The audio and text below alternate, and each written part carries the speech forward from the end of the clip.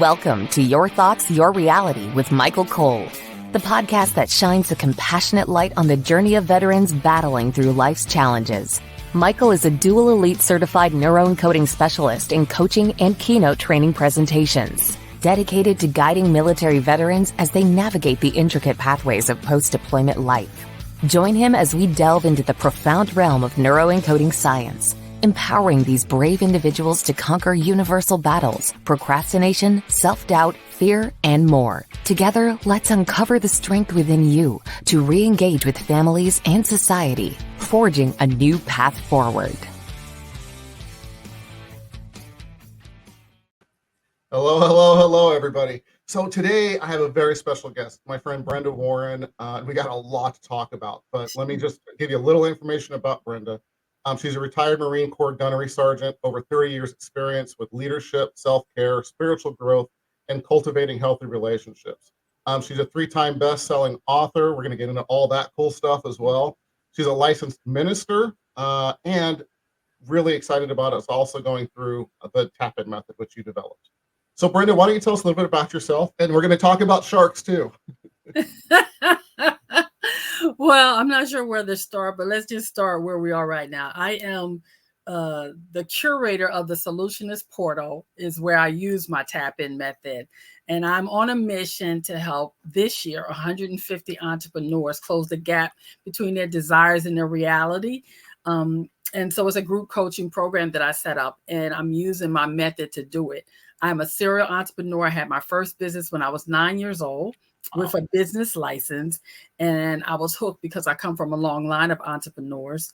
And as you stated, I'm a retired Marine gunnery sergeant with 20 years of active duty, a former hospital administrator, award-winning, and I'm the mother of the amazing Alex. Hey, fantastic. Thank you for sharing those things. So if we can, let's go ahead and just tap into, your time as a Marine Corps gunnery sergeant. Can you talk a little bit about that, when that time frame was? As I joined the Marine Corps 2 days after graduation from high school. I was, I wanted to be a Marine since I was 8 years old. And it started out of a trauma. When I was 8, there was the Augusta riots happened. And unfortunately, there was a blonde-haired, blue-eyed man that decided he wanted to spit in my face. And I was traumatized. A few months later, my uncle Freddie would take me to their naval station in Philadelphia, and I would see all these beautiful people on the parade deck.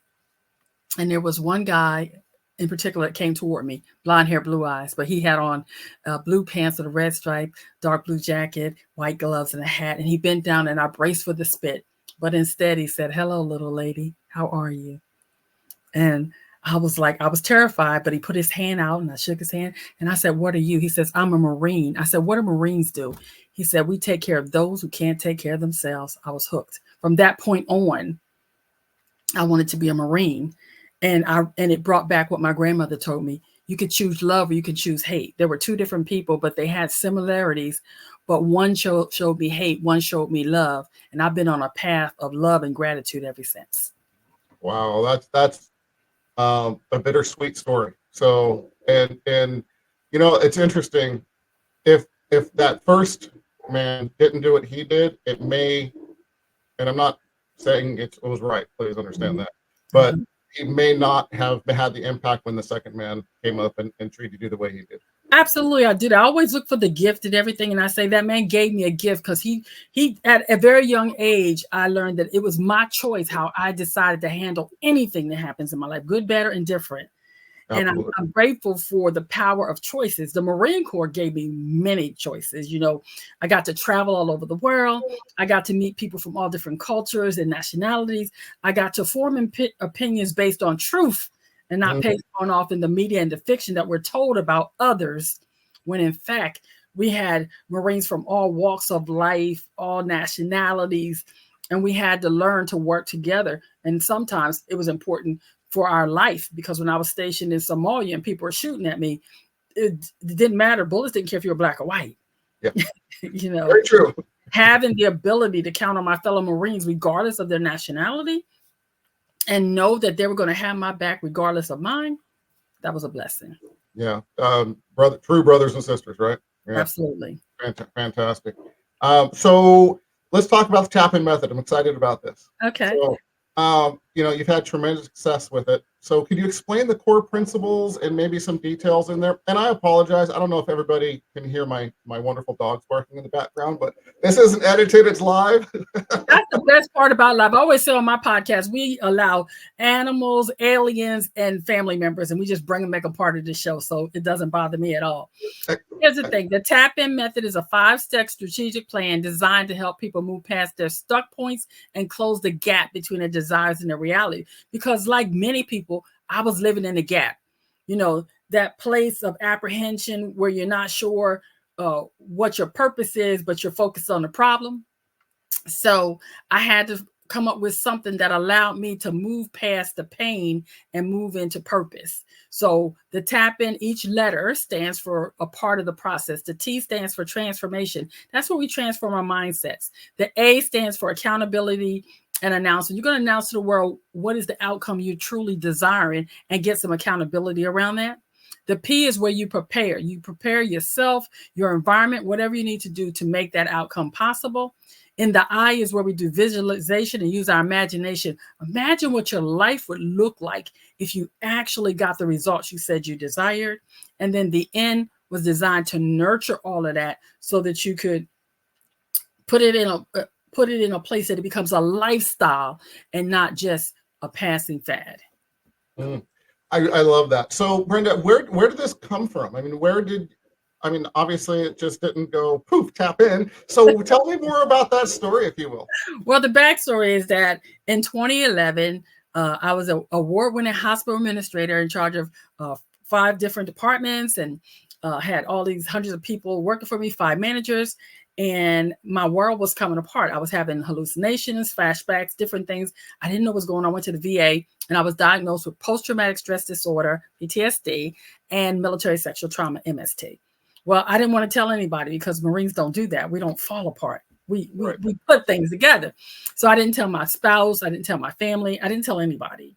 But by 2013, I had a complete, and I do mean complete, mental breakdown when I found myself standing over a fellow employee that said I tried to kill them. So wow. I then knew, okay, can't hide it anymore. That sent me back to the VA, 22 medications and 100 pounds of weight gain and 8 years sitting on a couch feeling sorry for myself culminated in a plea for help that found me holding a bottle of pills, asking God, there's got to be more than this. But I made a call to the crisis hotline and a beautiful man named David, shout out to David, wherever he is out there, talked to me for 4 hours and said, I can tell you like helping people. So he asked me to find something to do, and I did. And when I did, I began to live my life again. I began to take that back. And I joined Veterans Launching Ventures and had help there. And they asked us to write a book as a homework assignment. I did not know it was a joke that the teacher always did because nobody had ever done it. But I had my assignment. So they said, write about what you know. I knew I had sat on the couch for 8 years. I knew what it took for me to get off that couch. And I started writing about that based on a story my grandmother had about trains and stuff. So I wrote that book. I turned it in. They all laughed. It went on Amazon live and I let it go. It was a year before I discovered that it was a best-selling book. I love that story. That is just fantastic. Sometimes you don't realize what you're creating or what's happening until you realize, right? Absolutely. That's fantastic. So you tell me more about the grandmother portion of this. Yeah, my grandmother, who was what I said, she had a hotline to God. She was the kind of woman that prayed for a dish rag and it would show up, and she was always teaching me life lessons. And she had this fascination with trains and different things. And she would talk to me that life was like being on a train. There's stops along the way. Sometimes you get off, sometimes you get back on, you stop and stay. So I use that as my way of telling the story. Each step in the TAPIN method, there's 8 different stations you can stop, and you want to stop your relationships, your emotions, your finances, your mental mindset, your career, your spirituality, your wellness, all those different stations you can stop at. And people stop at different points along the way. And you get to decide where you tap in. Some people need to tap in financially. If you're living in debt, how do you get out? Well, the program will help you do that. If you don't have the relationship of your dreams, if you're not doing what you love and love what you do, and you can tap into that. And it's a universal process that you can use for any area of your life to set clear goals and aspirations so that you can actually accomplish what it is you desire to do. That's fantastic. Yeah, and I love that. It's similar to something that I use with my clients with the Wheel of Life, and it's very similar. So I love that. Yeah, fantastic. So is there any certain area that you would say people, and I think I know the answer to this, but I'm going to ask it anyway, that you think people need to focus on more than others in the TAPIN method? Or is it kind of you want it to all be kind of cohesive? Well, you know, we often hear the term work-life balance. I just don't believe in that. I believe in a work-life harmony. I think that we need to find, I always tell people, start with what is your most pressing need. Is it your relationship? Is it your finances? Is it your wellness? Whatever is that area that needs to start there, and then tap into each of them along the way. Trying to do it all at once is a disaster and a recipe for failure. Okay. Yeah. But if you can pick one and focus on that, and then begin to incorporate the others, by the end of, you can have a trip that can really put you in a place of success and health. And I always tell people, honestly, if I would choose, even if you have finance and stuff, I say start with your family. Because here's the thing. We all go to these jobs or we do our business and stuff, and we say it's in the name of our family, but in the process, we lose the very people we say we're doing it for. Amen. And if your family is rock solid, you know, and that also goes on with your spirituality and all those things like that. If you get that rock solid, the rest of it, you can work with that and get it done. Love it. I love it. And if I can just add to that, and I think it's part of the point is, at least that's the way I'm getting from you is, you know, if you have your support system, one of the most important things in your life, everything else can be worked out. Everything else can be worked out. Everything. Yeah, fantastic. So many of our listeners are veterans, you know, facing tough transitions. It's really my focus is veterans transitioning out, because I've seen a lot of the hardest parts where there's solitude, there's disconnect. You know the drill. So can we talk about, you know, what are some common limiting beliefs you encounter in your work, and how does your TAPIN method specifically help address those? Well, the most common limiting belief I have that I encounter with people, especially veterans, is that sense of loss of self. You know, we lose our identity because when you're in the military, you have that camaraderie. You know who you are. All our pays are the same. There's still secrets. And then you get out and you have some little snot-nosed person that doesn't even understand how the military works going to tell you what you did is not valuable. And you just want to take them out. It's like, because when I first came out, baby, I'm surprised I didn't catch a case. Because some of those folks, boy, it was a whole different environment. So the belief that we don't have anything to offer, when the truth is we have so much because of our military training, it translates into the civilian community quite well if we are aware of what it is and how to adapt it. Absolutely. And that's a very important point. Thank you for bringing that up. So you come out of the military with so many skills that a lot of veterans don't realize go right into the real world for employers, your own businesses, you know, all the elements of life. So can you talk about maybe one of the more important ones that you found to help connect?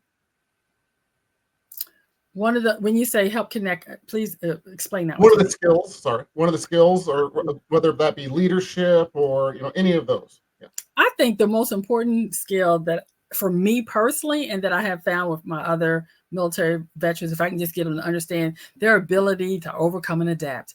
See, we can, you know, we learn a lot about leadership and all these things, and they do in the civilian community too. But what we have over them is that we're always going to find a way. I have not run across a veteran yet that if you give them a mission, they will not find a way to make that mission happen. They don't make excuses. And I think that's a powerful way of being, because when I have been put into situations where here's a good one. they created a water reclamation system at the hospital. I couldn't even spell water reclamation. Well, what is that? But you know what? That was my assignment. Do you know I was instrumental in building one of the first water reclamation systems here in North Carolina, and I had to learn how to read blueprints. So I took a class.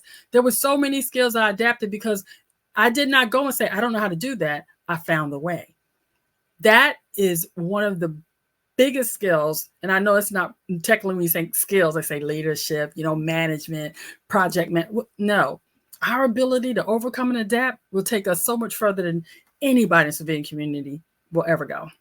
Yeah, absolutely. And thank you for sharing that. So what is water reclamation? Water it's like you take the dirty water and turn it into clean water. So imagine taking the water from the sewer system and making it so you can drink it. Don't simplify it. I like it. More than that.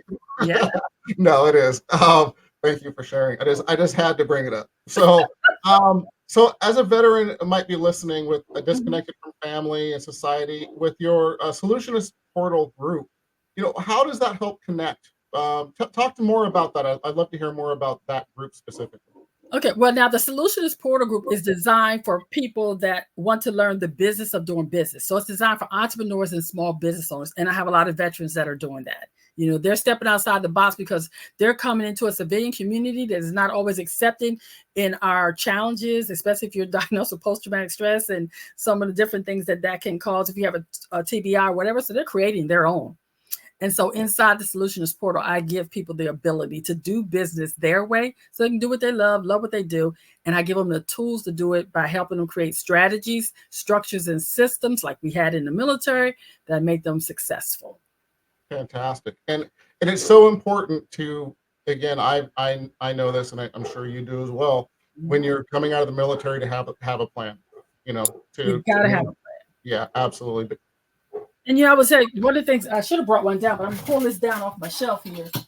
This book right here was created by a fellow veteran, Lisa DeShorm, From Duty to Destiny, a guide to essential A to Z lessons we learned in the military. And she goes through everything that if you are a veteran, you're about to transition, this is a book you'd want to have in your arsenal because she really does talk about the different things that we take for granted that we learned, And I think it's so important that you understand you're not alone. There's support out there like this book, the different organizations, the DAV, the Veterans Launch and Ventures program. The University of Connecticut School of Business have so many programs for veterans. It's not even funny. So there's a lot of support for us. Yeah, that's fantastic. And if you could, when we're done here, maybe put some of those in the comments so that you can find them later on. That'd be fantastic. Mm-hmm. Also, I want to just bring up really quick, on the top right-hand corner of your screen, everybody, there is a blue QR code that you can scan, and it takes you to the website with all kinds of resources, a couple of books that I've written, but resources for veterans, Connect, we have Facebook groups, all of those things. So, please scan that. If you are listening on the podcast forums later on, it's empowerperformancestrategies.com. Again, empowerperformancestrategies.com. And I'm going to say stick around because I haven't asked Brenda this, but I'm going to ask her for 3 last tips when we're done. So stick around till the end here. So, Brenda, are there other tips, other thoughts that you've encountered yourself as far as dealing with transitioning out of the military that really helped you get further faster? Are there was a certain a person in your life that gave you ideas, or what strategies or people kind of changed that in your life, if you will? I will say the first thing was you don't know what you don't know. So if you can seek out another veteran that you see, go to LinkedIn, seek out veterans that are being successful and ask them for their assistance. I did that. I also connected myself with organizations that were veteran specific because they know the different things that we go through. I didn't understand the pay scale, how to ask for a raise, because it was set. So you have to educate yourself and learn those things. And one of the first things I did was, like I said, I was fortunate to connect myself. But then when I got the job that I got at the hospital, the people in charge were all West Point graduates and naval officers and things. So Steve Herron was instrumental in my transition, because when I wanted to choke a couple of people, he would be the one to say, "Come here, Gunny. No, that's not how we do this." Because there's definitely a difference in, in the Marine Corps, when I tell somebody to jump, they ask me off what and how high. Mm-hmm. In the civilian community, you ask somebody to jump, they go, "That's not in my job description." I'll shove that job description up your, So that was not the right approach when I first got out. I had to learn. They didn't understand cross training. But I feel you. A lady would go out for a week and the whole department shut down. Yeah. I got called into HR because I was cross training civilian people, and it's just like that. So I learned really quickly. Oh, it's not in your job description. I'm the manager. I'll put it in your job description. So it was just a learning curve. And my personality just was not conducive to a civilian way of life. So I thank God for Steve Herron, because he definitely kept me out of jail. Thank you, because we wouldn't be here right now. No, I wouldn't be. No. Mm-mm. So let's change things a little bit. As a licensed minister, as someone who's cultivated, healthy relationships, how do you blend spirituality and emotional intelligence in your coaching practices or process? That's always interesting, because people sometimes have a preconceived notion of how ministers are. And I'm the one that I'll cut you and then I pray for you that you get healed, because, it's just the way it is. But I think the way I do it is I employ active listening, because I love to say I hear the things people don't say. I see things other people often miss, and that's a blessing and one of the gifts that God has given me. I also let people know that I genuinely care about them. I am really committed to other people's success, to the point I had to remember that sometimes people don't want it as bad as I want it for them. Absolutely. And I had to learn to let go and not be tied to other people's outcomes. The other thing is to lead by example, and also be very self-aware. I know I have a very low tolerance for foolishness. So I have to often take a step back and really work on my own emotional intelligence so that I can help other people. And how do you do that? If I can ask. Oh, easy. I do it by prayer, meditation, visualization. I have accountability. Coaches need coaches. I have an accountability coach. I have a results coach. I have a personal trainer. I have a mental trainer. Who else? Child, it takes a village to keep this all together. Well, you are doing a fantastic job by their guiding. I'm just saying. Thank you. You are absolutely, a pleasure. When Dr. Denise Sincere, I believe, is who connected us. One of my mentors. Amazing lady. She's the wellness mentor. She is so instrumental in my healthy way of lifestyle, because she will call me on my BS, and she's not gonna let me sit in self-pity. She's also not going to let me deny when I'm making bad choices. I've learned to make better bad choices until I can get to the right choice. But also, she will make me own my stuff. And I love that about her. Yeah. I ask clients, and I think everybody does this. I don't care really who you are, but I mean, everybody gets in their shit. And it's a matter of how long do you want to sit in it? How long you want to sit in it? Yeah. So it's fantastic when, I call it, and this comes actually from one of my mentors. It's literally about that, right? It's kicking your ass with love. And it's not always fun, because I remember the first time she said, "Hey, hold up. We done had the same conversation about 3 or 4 times. When you going to stop, lying to yourself?" I was like, "Oh, what?" She requires me to look at myself in a full-length mirror on a daily basis. Yeah. I also do a lot of mirror work. That's one of the things I do to help myself. Excellent. And I do that as well. Can you talk about that a little bit? Yeah. When I first got introduced to mirror work, it was from Lisa Nichols, and she talked about talking about the I call it the 777. I tell myself in the morning 7 things that I like about myself. And then I tell myself 7 things I forgive myself for. And then I tell myself 7 things I'm committed to do. As an example, if I said I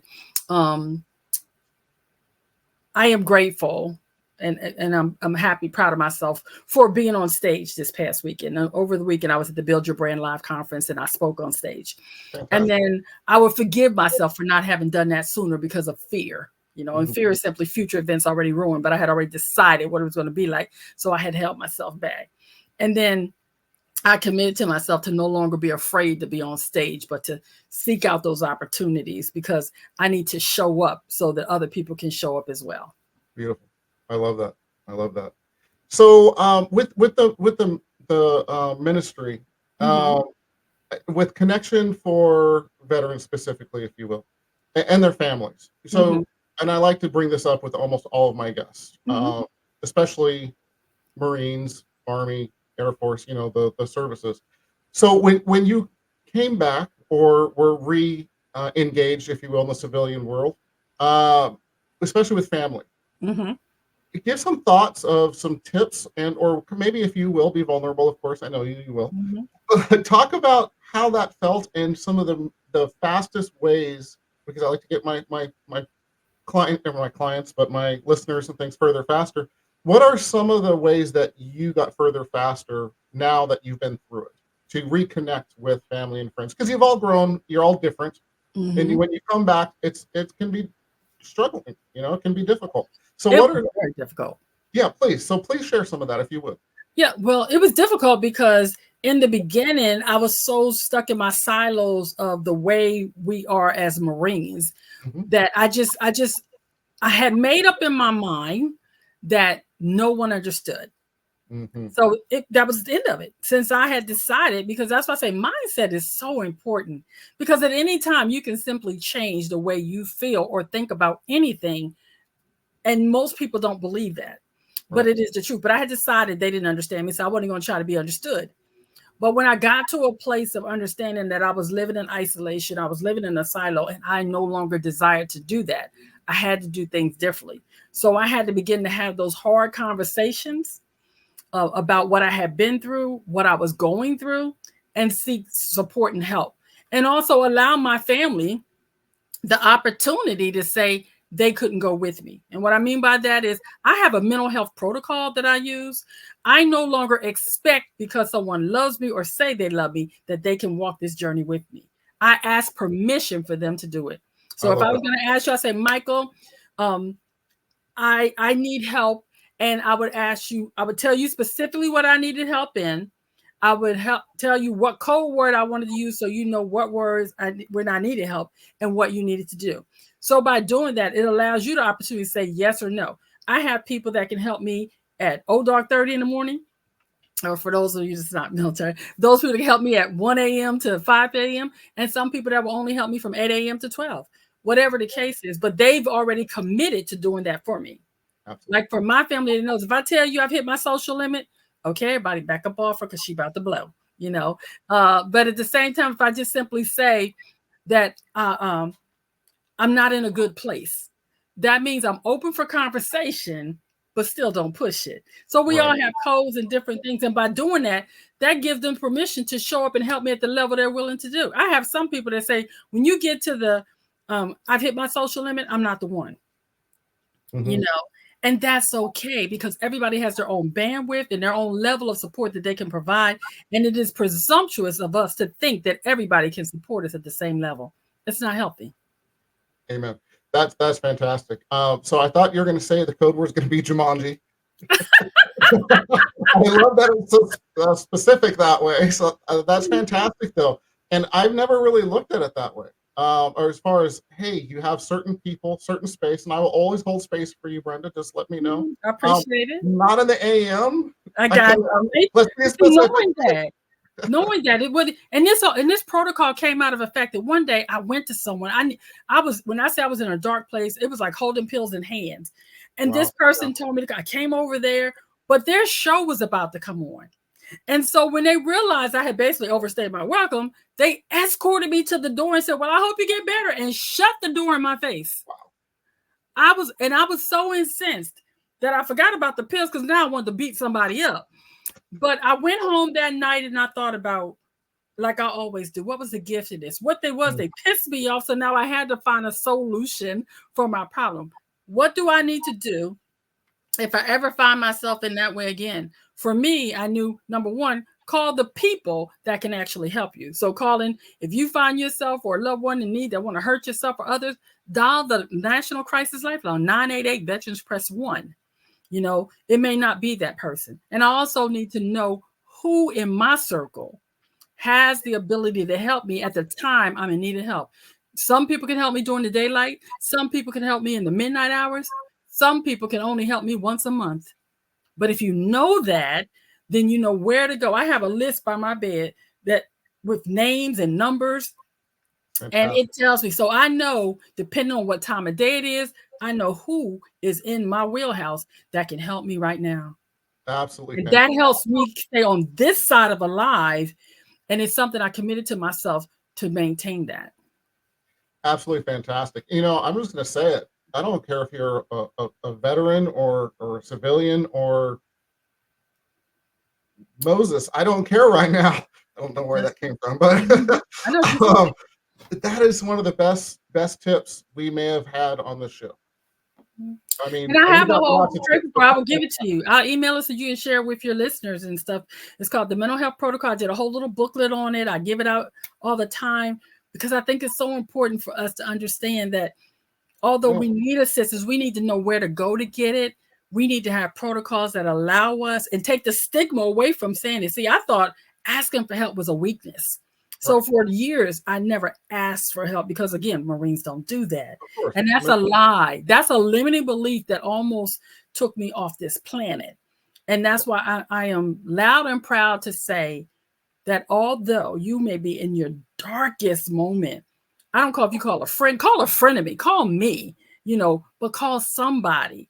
And if you have a mental health protocol, you'll have a listing that protocol is on my wall.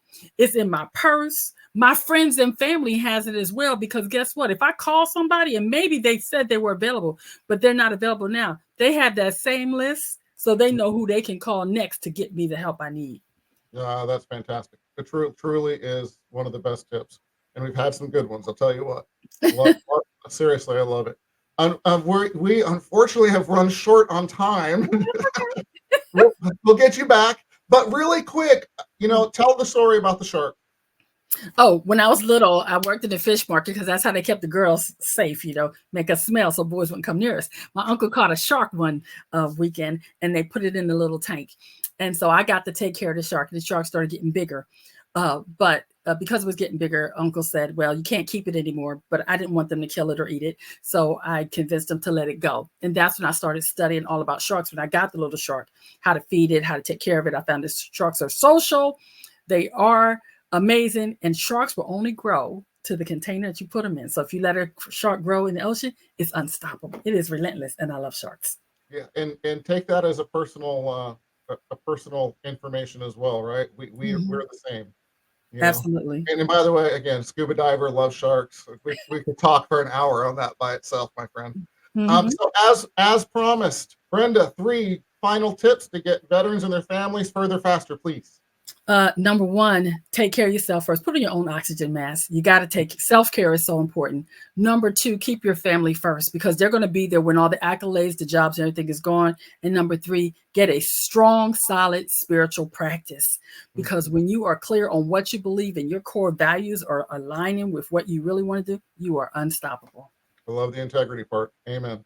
Thank you so much. You have been such a pleasure and I've had so much fun. I can't believe you're already over time. So thank you so much. How do people reach you?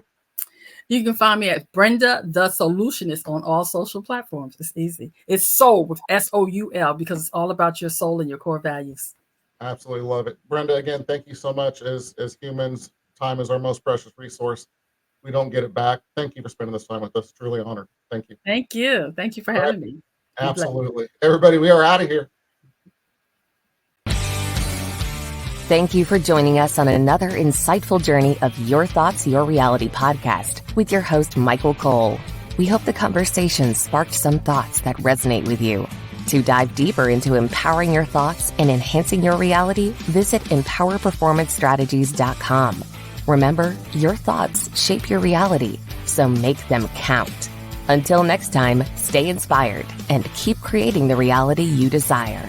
Catch you on the next episode.